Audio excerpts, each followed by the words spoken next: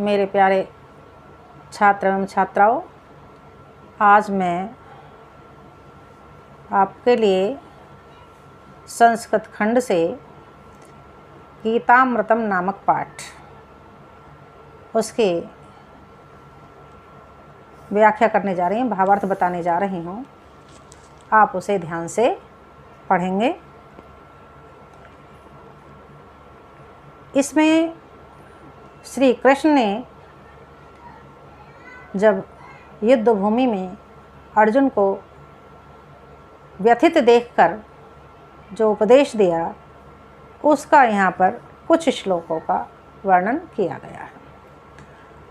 तम तथा कृपयाविष्टम अश्रुपूर्णाकुलेक्षणं विषिदन्तम इदम वाक्यम उवाच मधुसूदन है। मधुसूदन श्री कृष्ण, तम माने उसको, किसको? अर्जुन को। कृपयाविष्टम, करुणा से परिपूर्ण, अश्रुपूर्णा, अश्रुओं से परिपूर्ण, कुलेक्षणम, अक्षणम माने आँख, उनके नेत्रों में अश्रु भरे हुए थे, अश्रुओं से परिपूर्ण, अश्रुओं से परिपूर्ण, करुणा से युक्त, विषिदंतम इदम, अत्यधिक दुखी देखकर मधुसूदन ने वाक्यम वाच, ऐसे वाक्य कहे।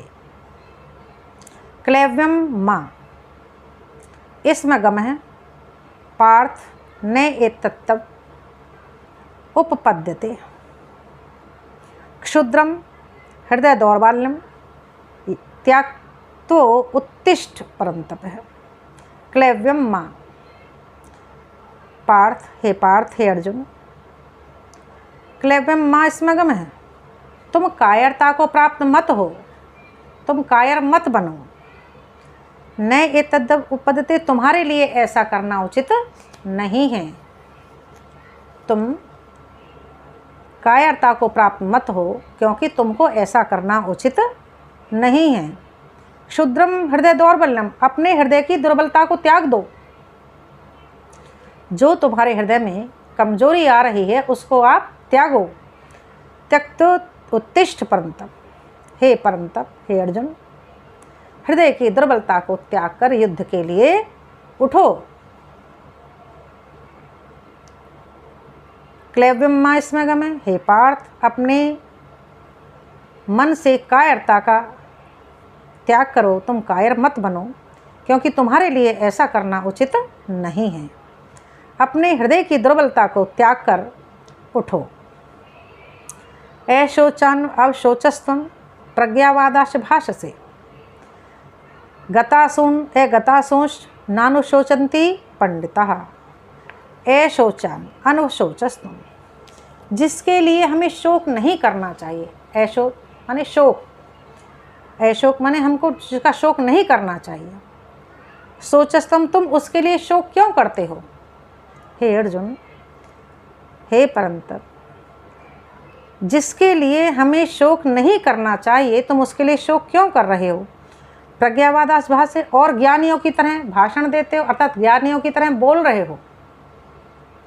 गतासून गतासोष, जो गता माने जो चले गए, जो मृत हैं, गतासोष, और जो जीवित हैं।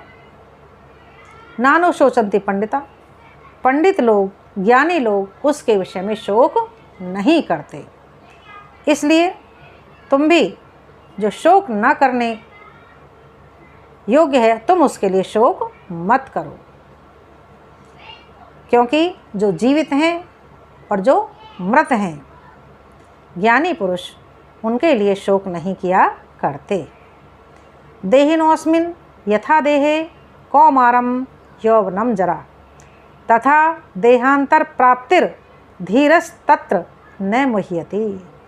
देहिनो अस्मिन्, जिस प्रकार से इस शरीर में देह में कौमारम यौवनम जरा, कुमारावस्था, यौवनावस्था, जरावस्था, वृद्धावस्था,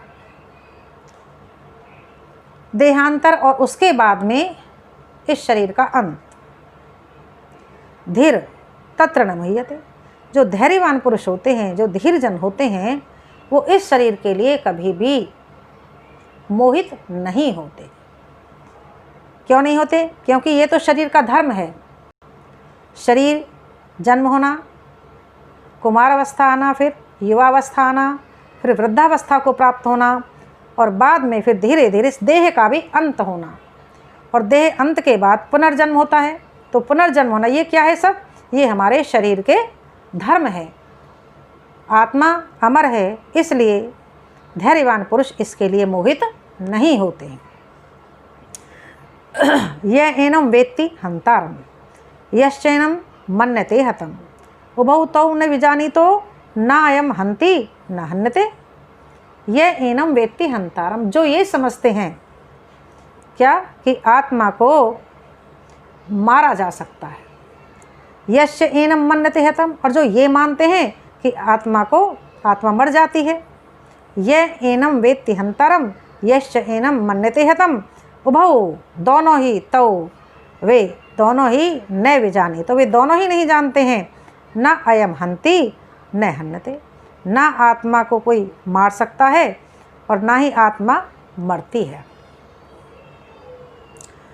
वांसांसि जीर्णानि यथा विहाय नवानि गृह्णाति नरो प्राणी तथा शरीराणि विहाय जीर्णा अन्यानि संयाति नवानि देहि। वांसांसि जीर्णा यथा विहाय, जिस प्रकार से वांसांसि जीर्ण शीर्ण, जैसे जीर्ण शीर्ण वस्त्र होते हैं हमारे, जब वस्त्र फट जाते हैं तो हम वस्त्रों को त्याग करके नए वस्त्र धारण कर लेते हैं। ठीक उसी प्रकार से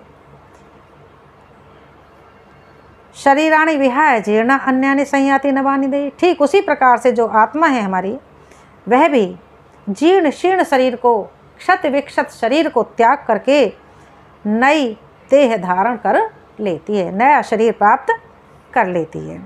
ठीक उसी प्रकार जैसे कि हम क्षत विक्षत जीर्ण शीर्ण फटे हुए वस्त्रों को त्याग करके, छोड़ करके नए वस्त्र ग्रहण कर लेते हैं, दूसरे नए ग्रहण प्राप्त पहन लेते हैं, उसी प्रकार से शरीर भी क्षत विक्षत जीर्ण शीर्ण शरीर को त्याग कर नया शरीर ग्रहण कर लेती है। न एनम छिन्दन्ति शास्त्राणि न एनम दहति पावक है न च एनम क्लेदयन्तो आपो न शोषयति मारुत है।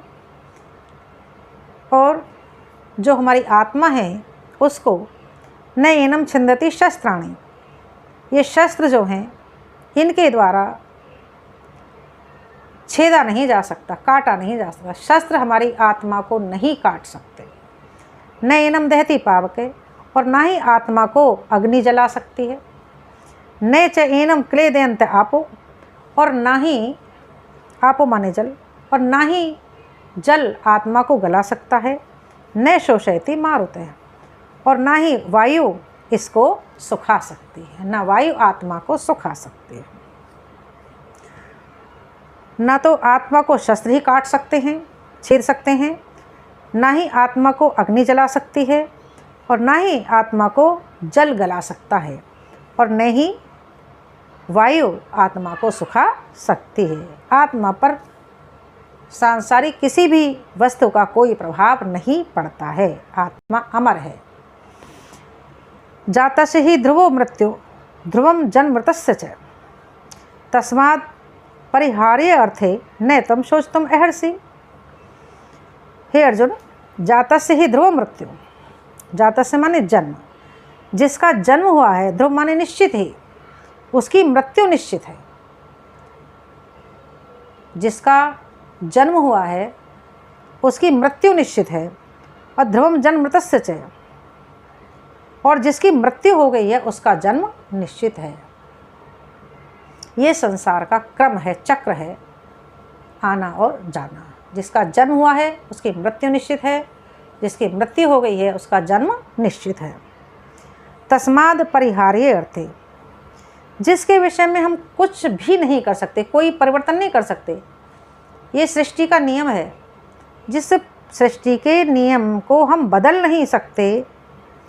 त्वम शोचितुम अर्हसि, फिर तुम उसके लिए शोक क्यों करते हो? इसीलिए तुम इसका शोक मत करो। यद्रच्छया च उपपन्नम स्वर्गद्वारम अपावृतम सुखिन क्षत्रिया पार्थ लभन्ते युद्रम ईदृशम।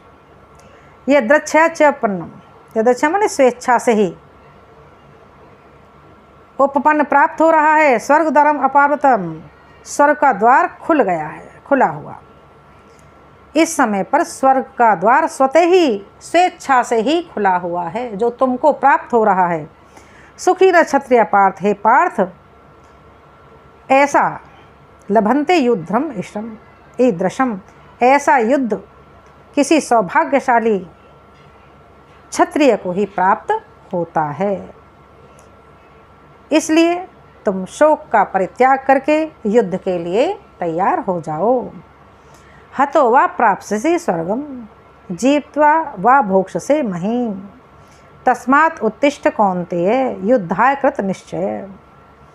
हे अर्जुन, हतो वा प्राप्स्यसि स्वर्गम, यदि तुम इस युद्ध में मारे जाते हो तो स्वर्ग की प्राप्ति होगी, वीर गति को प्राप्त होगे। जीत्वा भोक्ष्यसे महीम, अगर इस युद्ध को तुम जीत जाते हो तो तुम पृथ्वी के सुख का उपभोग करोगे। तस्मात् उत्तिष्ठ कौन्ते, हे कुंती पुत्र, इसलिए उठो। युद्धाय कृत निश्चय, युद्ध के लिए निश्चय करके तुम उठ जाओ। युद्ध के लिए निश्चय करके अब तुम युद्ध करने के लिए उठो। तो आज हमने आपको ये गीतामृतम पाठ पढ़ाया है और अब से आगे हम दूसरे पाठ का दूसरा पाठ आपके साथ लेकर आएंगे, जो आपको पढ़ाएंगे।